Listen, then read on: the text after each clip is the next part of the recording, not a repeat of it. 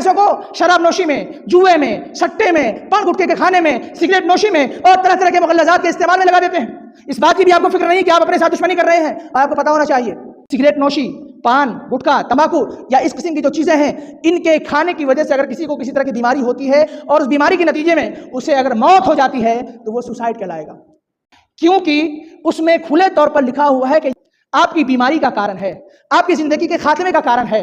इसके बावजूद भी आप उनको इस्तेमाल कर रहे हैं। इसकी मिसाल ऐसे ही है, आपको पता है कि हम ट्रेन के आगे कूदेंगे तो मर जाएंगे, फिर भी कूद जाते हैं।